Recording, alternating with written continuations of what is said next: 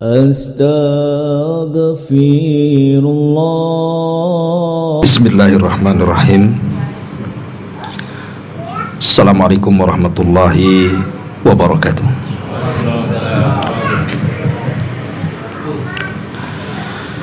Alhamdulillah wassalatu wassalamu ala rasulillah wa ala alihi wa sahbihi wa mawalah wa la hawla wa la quwata illa billahi wa ba'du.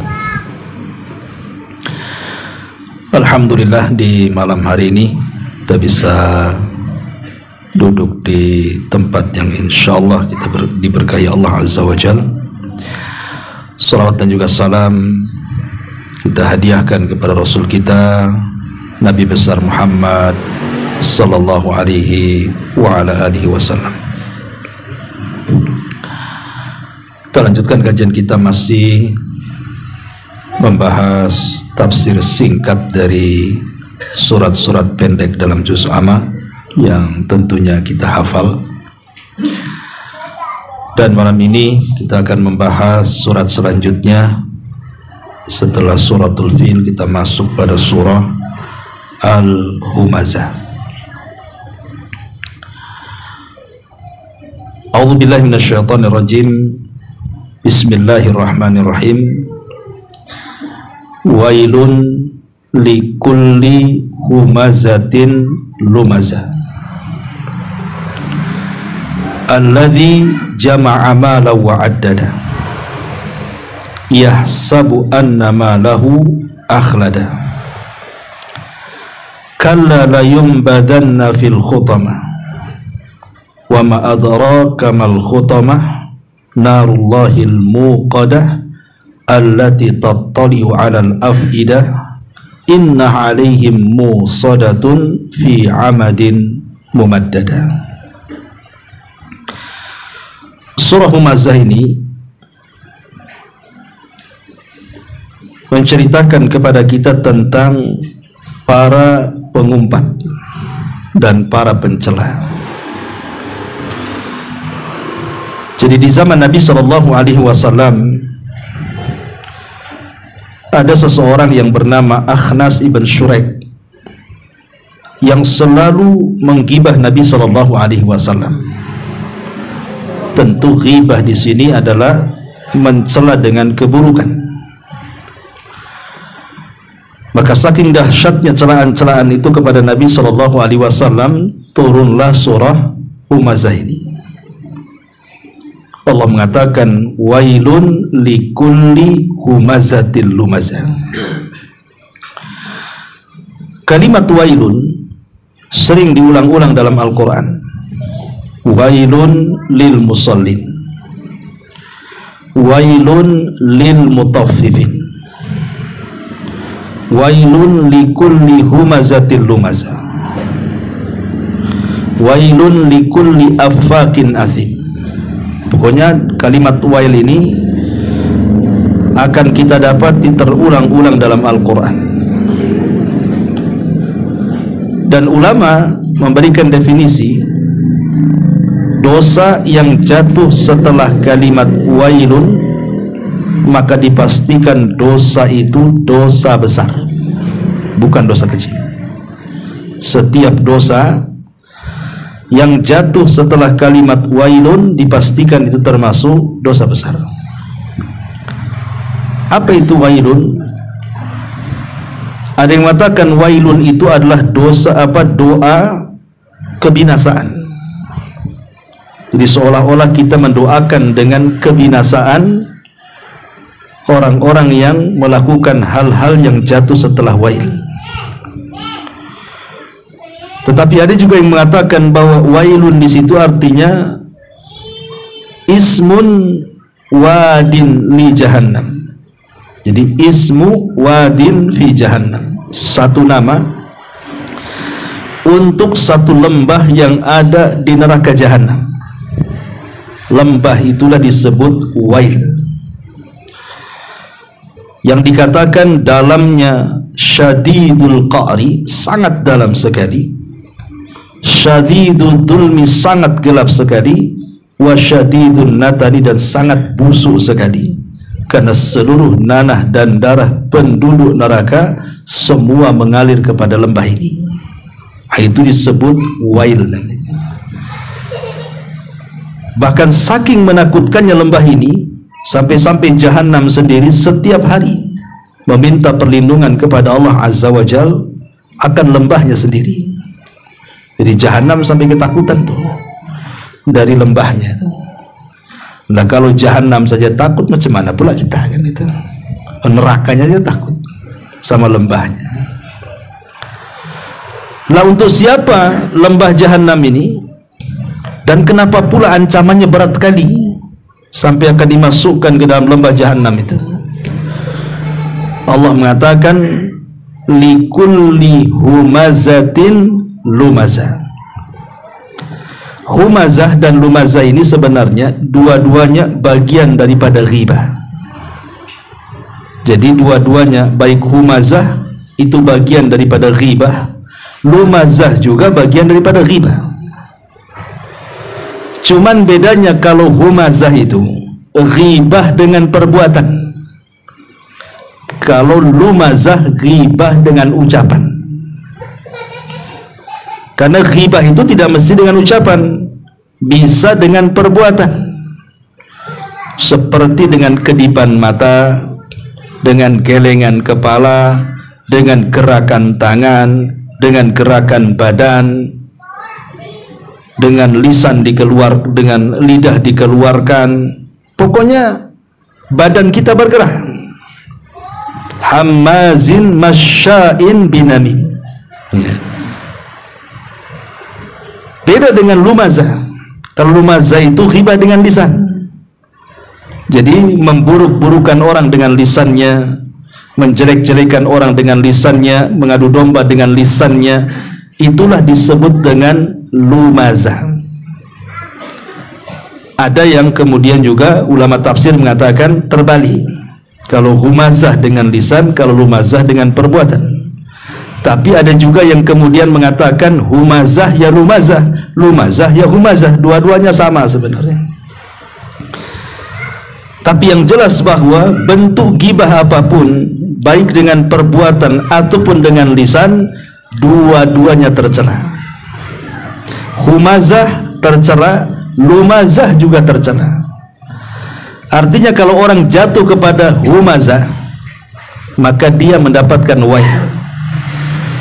Kalaupun dia kemudian jatuh kepada lumazah, tetap mendapatkan wail. Kalau seandainya dua-duanya, berarti dua wail dia dapat. Na'udzubillah. Ma'asyiral muslimin wal muslimat rahimani wa rahimakumullah. Di masyarakat yang namanya humazah dan lumazah, kalau arti yang biasa di Al-Quran biasanya terjemahan, kalau humazah itu mengumpat, kalau lumazah itu mencela. Kalau lihat di terjemahan Quran biasanya begitu ya. Tapi tadi sudah saya jelaskan apa bedanya humazah dan lumazah. Karena kita lihat di masyarakat ikhwan umumnya kan, ada orang yang kemudian menggerak-gerakkan badan kita untuk mengejek orang. Contoh umpamanya ini, di depan kita ada orang pincang. Namanya orang pincang ya jalannya ya nggak imbang kan gitu. Dipraktekkan pula sama kita. Pincangnya itu kayak gini. Hati-hati nih. Udah pincang dia, kasihan kita pula dipraktekkan. Coba kalau kita yang pincang dipraktekkan orang, apa nggak sakit hati kawan? Ya. Nggak boleh kita mempraktekkan aib orang. Nggak boleh. Ya. Atau umpamanya merendahkan dengan cara melipat-lipat jari-jari kita dengan pamannya, dengan telunjuk atau apa, atau jempol ke bawah gitu ya. Ya, karena kan ada jempol ke bawah itu kode handphone tuh. Kalau setuju jempol ke atas kan. Kalau tak setuju jempol ke bawah. Ini humazah, tidak boleh. Ya, jadi tidak boleh mempraktekkan seperti itu, karena itu gerakan seperti itu tidak boleh. Karena sudah saya ceritakan pada antum, Aisyah radhiyallahu anha saat menggibah Safiyah itu bukan dengan lisan, dengan gerakan. Jadi ketika Aisyah radhiyallahu anha mengatakan tentang Safiyah karena cemburu dengan madunya, karena Safiyah ini kan cantik tapi dia pendek, Aisyah ini kurus tinggi. Jadi dia mengatakan di hadapan Nabi SAW, hasbuka an Safiyata kadza wa kadza. Rasul, Safiyah ini begini-begini, pakai isyarat tangan, seolah-olah kalau mau dikemukakan itu seolah-olah Aisyah mengatakan aku lo tinggi, dia pendek, begitu maksudnya. Tapi tidak ngomong begitu, hanya dengan isyarat tangan saja. Tapi Nabi SAW marah dan mengatakan, ya Aisyah, laqad qulta kalimatan law muzizat bihal bahru lamazazathu. Aisyah, engkau sudah mengucapkan satu kalimat, padahal dia tidak mengucapkan dengan lisannya, hanya dengan gerakannya saja. Tapi Rasul menganggap itu kalimat. Kamu sudah mengucapkan satu kalimat yang kalau kalimat itu diletakkan di air lautan, satu dunia air lautan tercemari dengan kata-katamu tuh. Lihat, Rasul marah. Ya, tidak boleh. Yang seseorang itu, terutama ibu-ibu gitu kan, kadang-kadang dengan kedipan, dengan isyarat, kawannya datang dan begitu seterusnya dalam rangka humazah. Ya, ini tak boleh. Baik dengan perbuatan, apalagi dengan lisan. Dan ini yang banyak. Menggibah orang dengan lisan itu paling banyak. Kadang-kadang satu majelis loh digibah. Ngomong sama kawannya, lihat tuh akhwat yang pojok itu, kenapa kok warna jilbab dengan bajunya beda katanya. Urusan dia, ngapain kok orang kok mau dikomentari. Ya, nggak ada urusan kok jilbab dengan baju, dia terserah dia lah kan gitu. Nggak boleh lah kita komen. Gitu. Mungkin dia nggak ngaca paling waktu datang ke sini. Gitu kan. Itu singsil tuh cadarnya itu katanya. Jadi nggak boleh walaupun satu majelis gitu. Kalau dengar kan nggak enak gitu. Nggak enak. Makanya kenapa dalam Islam itu kita dilarang tidak boleh duduk-duduk di tepi jalan.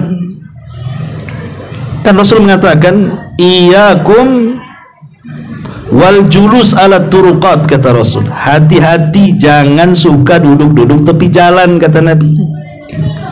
Sahabat mengatakan, Rasul, kami dah biasa duduk di sini, masalahnya berat kali lah kalau kami harus pindah tempat duduk, katanya. Ini tempat kami berbincang di sini.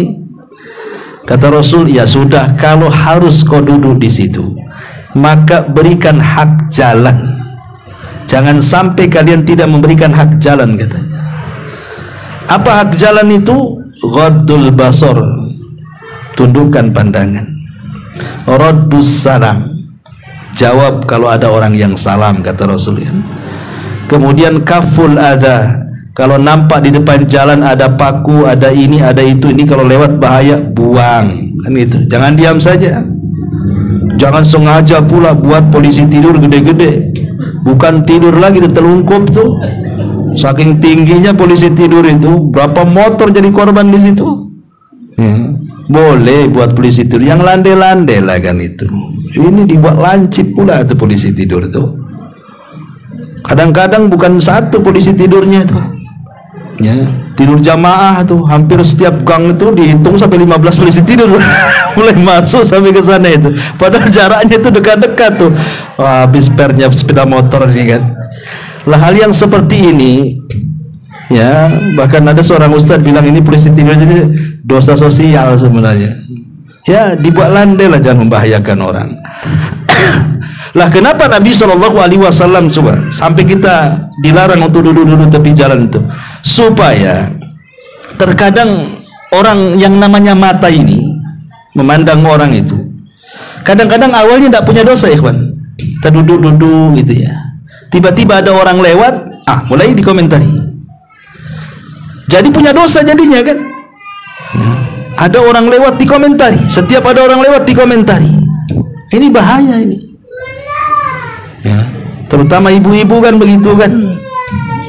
Itu yang lewat tuh tidak pantas pakaiannya, Ustaz. Kenapa tuh?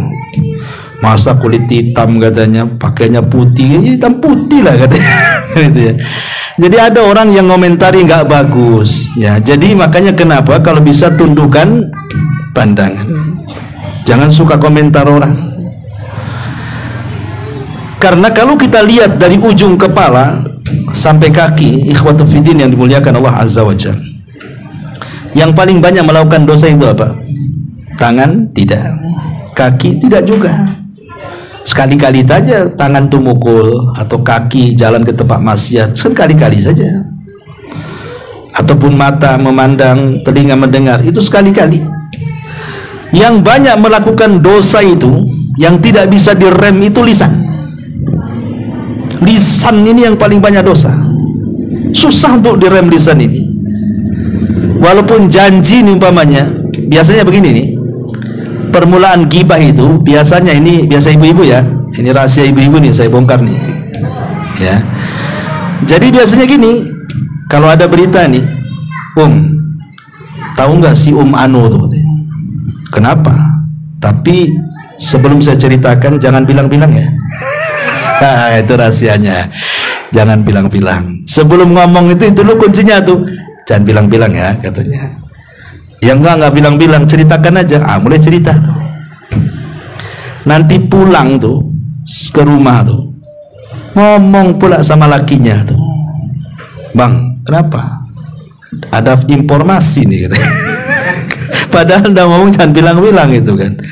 Di situ gibah itu mulai dari kalimat jangan bilang-bilang. Karena di zaman Nabi SAW ada seorang namanya Atikah. Atikah itu bibi Nabi. Sebelum terjadi perang Badar, Atikah ini bermimpi. Mimpinya aneh banget. Di mana ada seekor unta bisa naik ke atas Ka'bah. Padahal unta itu kecil, Ka'bah itu besar tinggi. Cemana naiknya kecuali naikkan.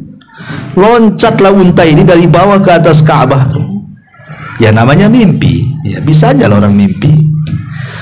Terus unta ini sudah naik di atas Ka'bah, bisa ngomong pula unta ini dan mengatakan, keluarlah kalian dalam 3 hari katanya, karena kehancuran sudah dekat kepada kalian katanya. Kemudian Atikah terbang. Diceritakanlah sama saudara laki-lakinya Abbas ibn Abdul Muttalib, paman Nabi, dan mengatakan, ya Abbas, semalam saya bermimpi. Apa Atikah, kau mimpi apa katanya? Ceritakan oleh Atikah. Karena mimpi itu aneh dan kesannya membahayakan keamanan Quraisy. Jadi Abbas ini kemudian mengatakan kepada Atikah, jangan kau ceritakan mimpi ini kepada orang. Abbas ngomong gitu, jangan ceritakan mimpi ini kepada orang. Tiba-tiba Abbas keluar, ketemu dengan Rabi'ah itu, Al-Walid ibn Rabi'ah itu. Rabi'ah sini katanya. Kenapa? Si Atikah tuh saudaraku katanya. Kemarin dia mimpinya aneh. Tapi jangan kau bilang-bilang ya katanya. Padahal si Abbas ini ngomong sama Atikah jangan bilang-bilang, dia pula bilang sama orang. Coba kan? Akhirnya kemudian Al-Walid ibn Rabi'ah ini pulanglah ke rumahnya, jumpa pula dengan bapaknya Rabi'ah. Diceritakan pula, Pak, kenapa? Aku baru jumpa dengan si Abbas katanya. Kenapa emang si Abbas? Dia cerita. Cerita apa? Itu saudarinya si Atikah mimpi ini, mimpi itu katanya. Oh betul ya? Tapi tolong Pak, jangan bilang-bilang Pak katanya. Akhirnya dari kalimat jangan bilang-bilang, satu Quraisy tahu semua. Abu Jahalnya tahu. Marah Abu Jahal ya, bilang sama si Abbas itu, kami udah gondok dengan laki-laki, maksudnya Rasulullah itu ngaku-ngaku punya wahyu, sekarang pula wanita ngaku punya wahyu, jadi 2 lah nabinya nanti gitu. Kata si Abu Jahal itu kan. Lihat kan, tuh bahasa jangan bilang ini bahaya ya. Jadi kalimat lumazah itu adalah kalimat yang sangat bahaya, karena itu bagian daripada ghibah. Subhanallah. Karena lisan ini adalah yang paling bahaya dalam anggota badan kita. Maka wajar kalau seandainya balasan orang yang tidak bisa menjaga lisan itu adalah neraka. Ketika Mu'adz bin Jabal radhiyallahu an bertanya kepada Rasul, apakah lantaran lisan-lisan kita dimasukkan ke dalam neraka? Maka kata Nabi SAW, celaka ibu wahai Mu'adz. Wa hal yakubbun nas fi nari jahannam illa hasaidu alsinatihim, kata Rasul. Mu'adz, celaka ibumu, katanya. Tidaklah kebanyakan manusia dimasukkan ke dalam jahanam itu kecuali akibat buah lisan-lisan mereka. Karena dengan lisan orang bisa dipukul. Gara-gara lisan orang bisa dipukul. Tersinggung kelahi, dipukul dia. Ya. Gara-gara lisan orang dipenjara. Berapa banyak orang yang kemudian mengeluarkan statement-statement, akhirnya mungkin isinya merendahkan orang, menghina orang, dimasukkan YouTube, kena undang-undang ATI, akhirnya dilaporkan ke polisi, masuk penjara dia, ya kan? Gara-gara lisan orang bisa mati.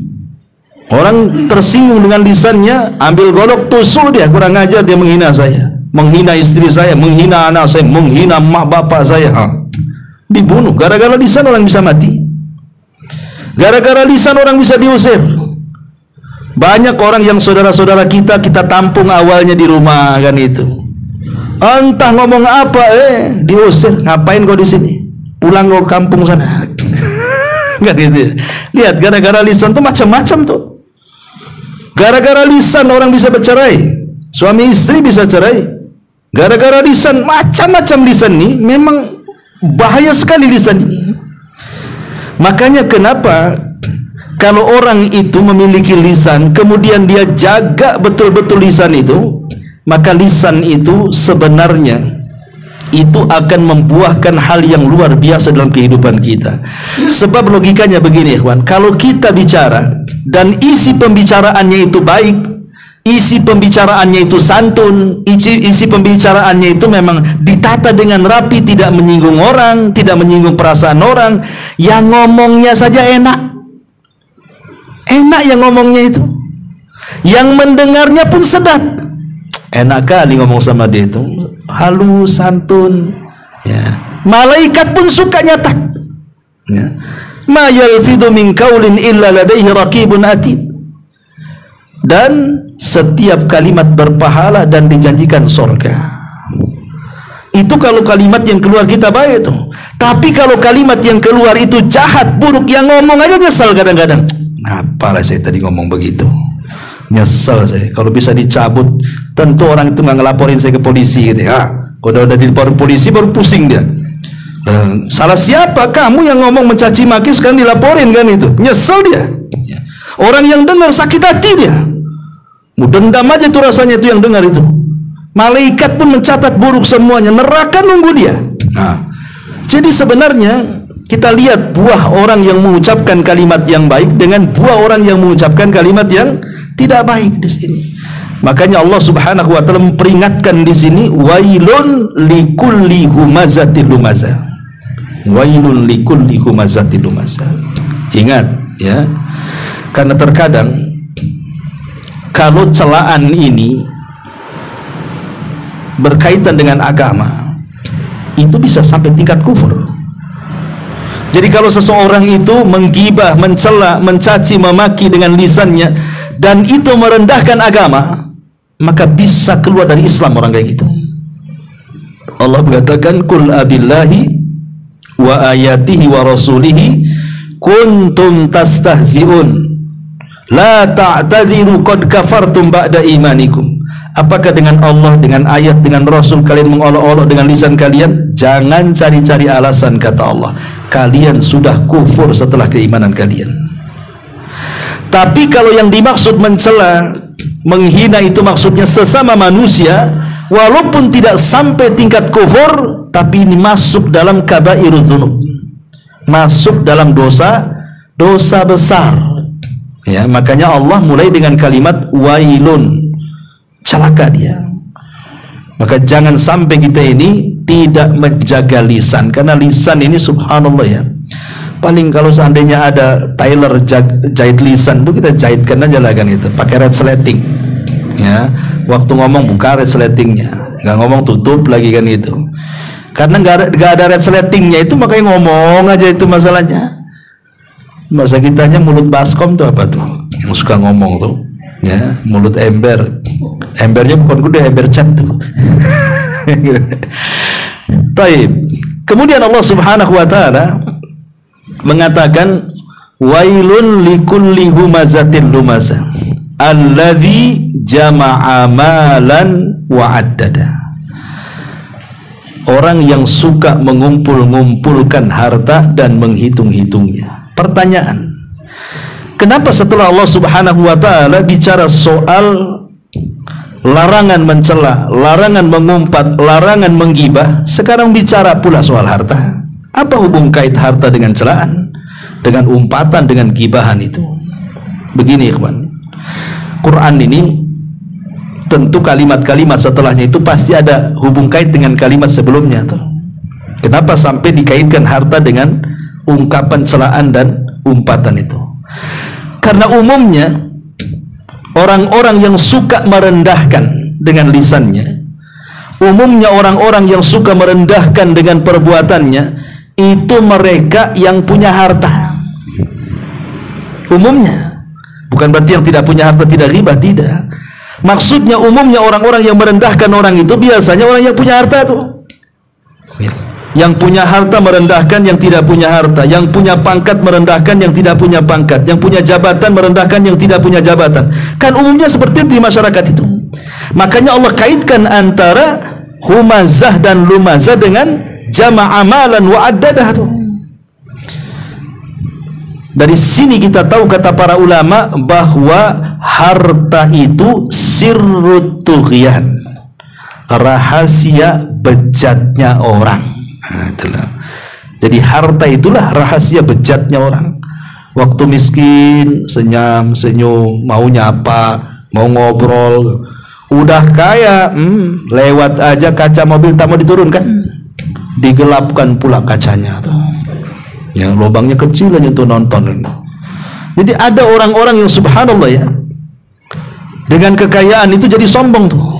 Dari sini Allah Subhanahu wa taala isyaratkan dalam Al-Qur'an, kalla innal insana la yatgha an ra'ahus taghna.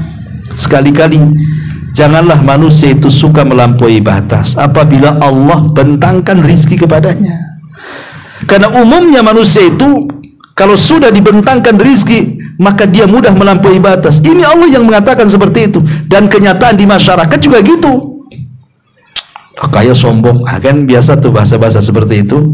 Kita sering dengar tuh. Tuh miskin aja dia begini-begini, udah kaya, udah sombong kali dia. Kadang bahasa-bahasa yang seperti terlontar tuh. Baik, di sini Allah mengatakan jama'a malan.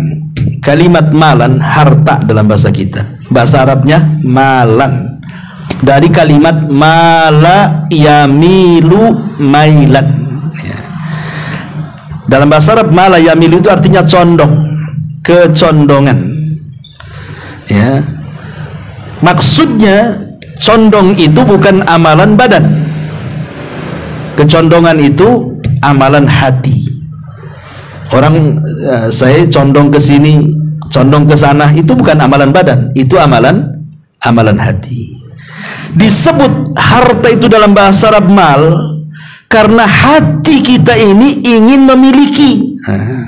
Makanya dalam bahasa Arabnya harta itu disebut mal karena hati kita ini pengen punya, pengen memiliki. Itu disebut mal. Ketika hati kita ini kepengen gitu ya kepada sebuah benda, berarti benda itu disebut harta. Dalam bahasa Arabnya malun.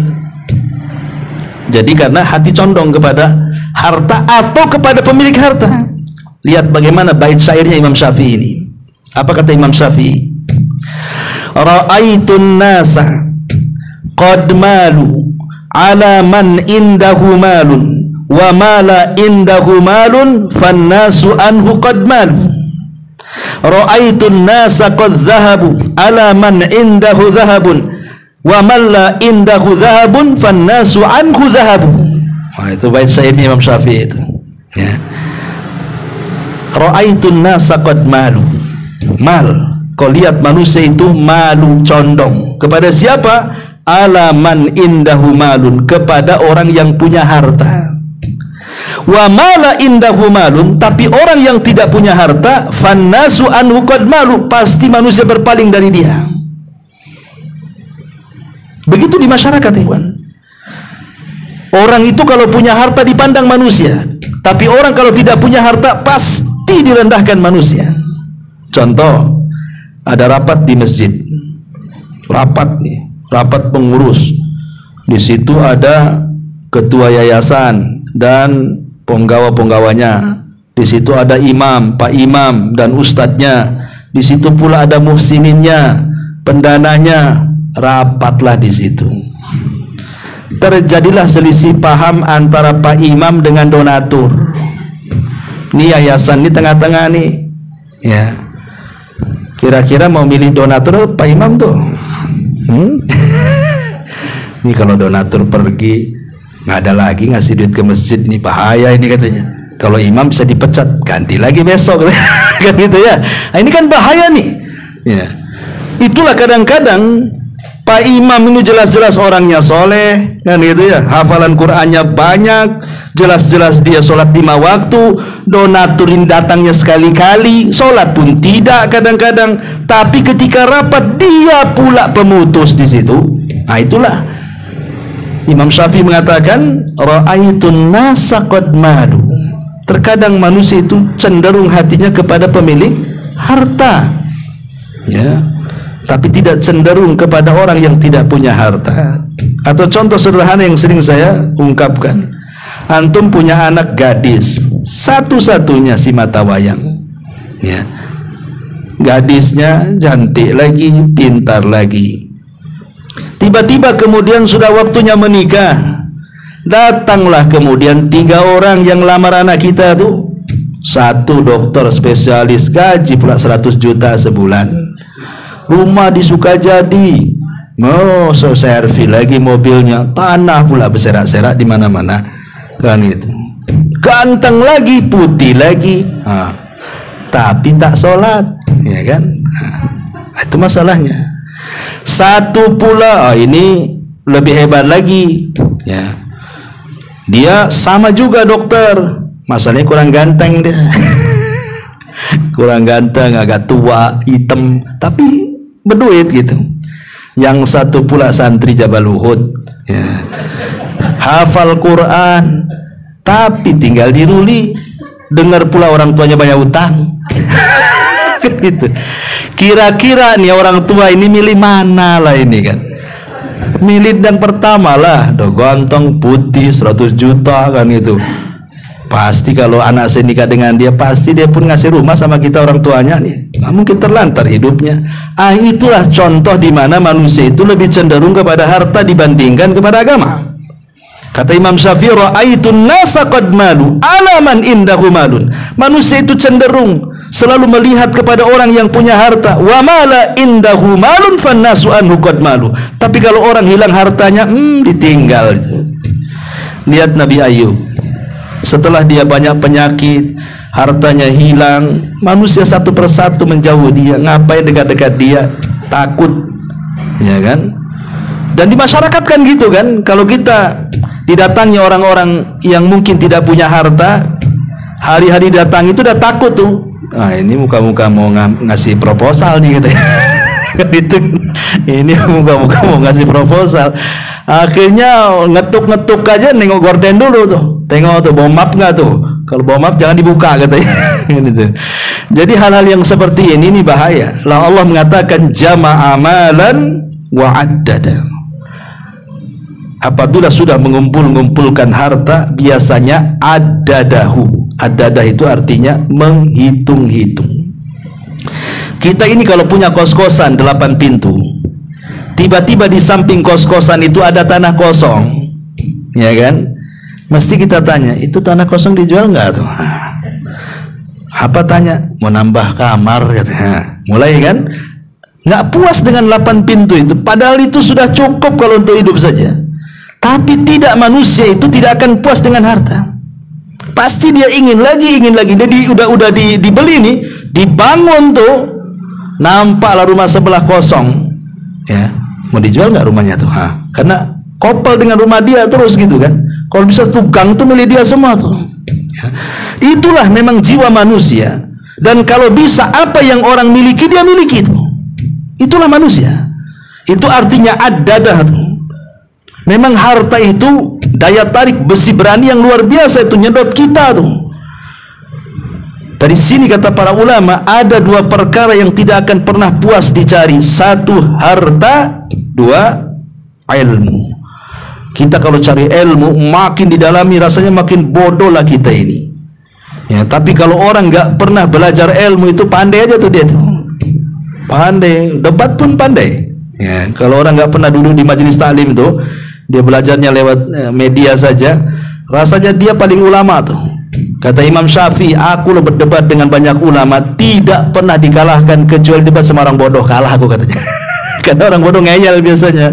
Kan itu ya. Jadi kalimat wa'addadah ini, kenapa di kalimat wa'addadah di sini ketika kita mengumpulkan harta itu tumbuh rasa hubbud dunya. Orang kalau sudah mengumpulkan harta nanti akan tumbuh yang disebut dengan penyakit hubbud dunya, cinta dengan dunia. Ketika sudah cinta dengan dunia, itulah wa'addadah, akhirnya terus membilang-bilang, kalau bisa bertambah. Dan kalau sudah seperti itu, maka akan masuk ke penyakit yang lebih parah, apa? Karahiyatul maut, benci kematian. Inilah yang melemahkan umat Islam di akhir zaman.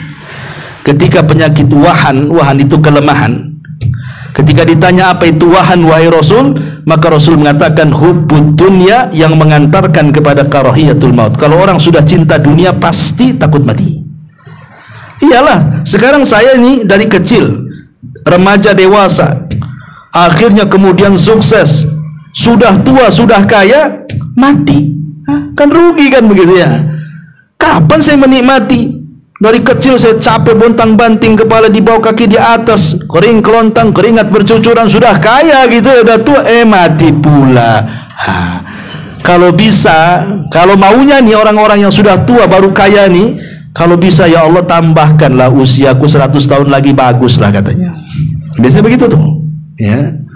Sebenarnya di sini ayat ini mengisyaratkan mengumpulkan harta itu tidak tercela dalam Islam. Kalimat jama' amalan, mengumpulkan harta. Asal mengumpulkan harta itu tidak tercela. Buktinya 10 sahabat yang dijanjikan masuk surga itu semua orang kaya. Abu Bakar orang kaya, Utsman orang kaya, Abdurrahman bin Auf orang kaya. Ya. Siapa lagi? Abu Ubaidah. Enggak, Abu Ubaidah orang miskin. Kemudian banyak sekali orang-orang kaya yang mereka menjadi penyumbang daripada Islam. Jadi mengumpulkan harta itu tidak tercela. Yang tercela itu kalau harta yang kita kumpulkan itu, satu, dimasukkan ke dalam hati, dua, tidak pernah dikeluarkan haknya. Dua ini yang tercela nih. Kalau harta yang dikumpulkan masuk ke dalam hati, berarti mengosongkan, memenuhkan hati dengan harta yang harusnya dikosongkan untuk Allah Azza wa Jalla. Karena begini ya, kalau harta itu sudah masuk ke dalam hati, walaupun tak banyak, tiba-tiba hilang, itu kayak kiamat, ikhwan. Ya, pamannya nih ke pasar ibu-ibu, dompet pula jatuh, isinya 1 juta, kayak kiamat besar. Ya, itu mikir-mikirnya lama kali, padahal di banknya itu masih banyak ratusan juta tuh, gara-gara dompet hilang. Ya Ustaz, di dompet itu ATM banyak situ katanya. Pokoknya itu kalau harta. Tapi kalau harta itu sebatas di tangan saja, dia kalaupun datang ya datang ke tangan, kalaupun pergi dari tangan, hati tidak terlibat, maka akan tenang. Sebanyak apapun harta hilang, hati tidak akan berubah tuh. Itulah yang disebut dengan zuhud namanya. Meletakkan harta di tangan dan jangan coba-coba meletakkan di hati. Yang kedua, keluarkan haknya, zakatnya, sedekahnya, biar harta itu jadi berkah. Sebab kalau seandainya tidak dikeluarkan, maka akan ditanya di hadapan Allah, min aina iktasabahu wa fima anfaqahu, dari mana kau dapat, kemana kau belanjakan. Itu akan ditanya dua-duanya tuh. Makanya sering saya katakan manusia itu ada 4 kelompok. Satu, orang yang mencari harta dengan cara halal, kemudian diinfakkan pula dengan halal, maka orang ini dapat pahala banyak. berkah hartanya. Dua orang yang mencari harta dengan cara halal, diinfakkan pula dengan cara haram. Capek dia kerja dari pagi sampai sore, sudah 1 bulan gajian, mabok pula lah dia. Berarti dia selamat dari pertanyaan dari mana kau dapat, tak selamat pertanyaan kedua, kemana kau belanjakan, mabok ya Allah, kena dia, ya kan? Kemudian yang ketiga, caranya haram pula dia, kayak Robin Hood, ya, untuk bangun masjid. Kasihan nih masjid ini tak jadi-jadi, warga sini bakhil, rampok bank lah. Dapatlah rampok bank 100 juta, segera selesaikan tuh masjid. Memang betul niatnya baik untuk infak ke masjid, tapi Allah itu thayyibun la yaqbalu illa thayyiban. Allah itu baik, tidak menerima kecuali yang baik-baik, ya. Dia selamat dari pertanyaan kedua, kemana kau infakkan? Bangun masjid ya Allah. Kemana kau, dari mana kau dapat? Rampok bangga, kena kamu, ya. Tapi yang lebih parah itu yang terakhir. Sudah caranya haram, diinfakkan ke yang haram, pasang togel, dapat mabok. Nah, ini kan kuadrat nih, ya. Maka yang seperti ini nih yang tercela sekali. Jama'a malan wa addada, yahsabu anna malahu akhlada. Ini efeknya nih. Kalau orang sudah ngumpulkan harta, kemudian menghitung-hitung, otaknya hanya dua duit saja kan gitu ya, maka yahsabu anna malahu akhlada, maka dia kira bahwa harta itu akan mengekalkan dia. Baik pandangan orang miskin kepada yang punya harta, atau pandangan orang kaya sendiri kepada hartanya. Contoh pandangan orang miskin kepada orang kaya. Gini, Ikhwan, orang kalau banyak duitnya, pandai merawat badannya, bolak-balik masuk salon, kurang cantik silikon gitu ya, itu usia 50 itu macam 30 tuh. Kalau bolak-balik itu perawatan kulit, sauna, pokoknya make upnya yang mahal-mahal tuh, ya. Itu orang kaya tuh. Padahal kalau nengok KTP-nya, udah 50 tahun ya, kok nampak 30 tahun? Iyalah perawatan katanya kan itu. Tapi kalau orang nggak punya uang tuh, yang diruli-ruli itu, ya susah, dia mau makan pun susah. Terpaksalah dia cari rongsokan sana sini kan itu. Kenalan, berapa usianya? Masih 20, macam 40 tahun awak nih katanya. Kan gitu ya. Ya memang karena nggak pernah perawatan, nggak punya duit kan. Apa yang mau dirawat? Duit pun tak punya, mau makan pun susah kan itu. Hari-hari ya mikir, akhirnya mulailah jatuh alisnya, mulai bengkok ininya itunya. Nampaklah tua dia. Padahal tengok KTP, masih 20 tahun, macam 50 awak nih katanya. Yang satunya orang kaya, banyak perawatan, nggak ngaku usianya dia. Berapa? 30 tahun katanya. Tengok KTP, udah 60 tahun, kaget orang tuh kan. Jadi pandangan orang kepada orang yang punya harta itu macam tak tua-tua, macam awet muda, macam tak mau mati gitu maksudnya. Dia salah. Mau perawatan macam manapun tuh, kalau waktunya mati ya matilah kan begitu ya. Idza jaa ajaluhum la yastakhiruna sa'ata wa la yastaqdimun. Kalau datang ajalnya tidak mungkin maju, tidak mungkin mundur, pasti pas waktunya. Itu pandangan orang yang tidak punya harta kepada yang punya harta, seolah-olah harta mengekalkan dia. Dan pandangan orang yang punya harta kepada hartanya juga sama. Tenang, kalau harta banyak enaklah, sakit pun masih bisa lah ke rumah sakit yang paling hebat di sini. Di mana? Di awal bros. Nggak bisa nangani awal bros, ke Melaka. Nggak bisa ke Melaka, ke Cina sana, kita cangkok ginjal di sana katanya. Kadang orang sampai berpikir bahwa dikiranya rumah sakit yang canggih-canggih di dunia itu bisa melawan kematian. Tidak, kematian itu tidak bisa dilawan dengan obat ataupun operasi. Nggak ada yang bisa melawan kematian. Jama'a malahu wa addada yahsabu anna malahu akhlada. Dan Allah mengatakan kalla, udah jam 9 nih, kalla la yumbadanna fil khutama. Kalla la yumbadanna fil khutama. Kalimat kalla la yumbadanna fil khutama artinya orang ini sekali-kali jangan seperti itu. Janganlah sampai kemudian lisan ini tidak terjaga, mengumpat, mencela gara-gara punya harta ini, jangan seperti itu. karena kalian akan dilempar ke neraka hutama. La yumbadanna fil khutama. Kemudian Allah mengatakan, wa ma adraka mal khutama. Tahukah kamu apa itu khutama? Narullahil muqadah. Itulah api yang sangat menyala-nyala tuh, yang sangat panas. Api di dunia itu, ikhwan, itu hanya satu bagian daripada 70 bagian api neraka. Yang satu bagian saja panasnya sudah bisa membakar satu bumi ini. Kalau seandainya api dunia yang satu bagian dari 70 bagian api neraka itu untuk mengazab penduduk bumi sudah cukup sebenarnya. Jangankan cerita api, arang saja yang baru dibakar sudah hilang apinya tapi masih merah, baranya saja kita tidak bisa megangnya tuh. Bagaimana apinya? Ini bagaimana 70 panas dijadikan satu dalam jahanam, coba. Oh, satu bagian saja kita tidak bisa untuk memegangnya. Itulah api neraka seperti itu. Allah mengatakan, wa ma adraka mal khutamah narullahil muqadah allati tattali'u 'alal afida. Di mana api itu akan menyiksa bukan hanya sampai setakat kulit, tapi sampai ke hati. Kenapa siksaannya sampai ke hati? Karena orang yang suka ghibah, orang yang suka mencela, orang yang suka mengumpat sudah menyakiti hati orang.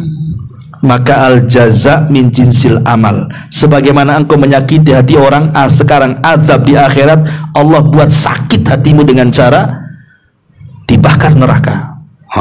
Hati-hati, karena begini ya, ada istilah di masyarakat tuh kan, kalau luka karena sebuah senjata bolehlah diobati, tapi kalau luka gara-gara lisan itu lama terobati. Dan bahasanya kan begitu ya.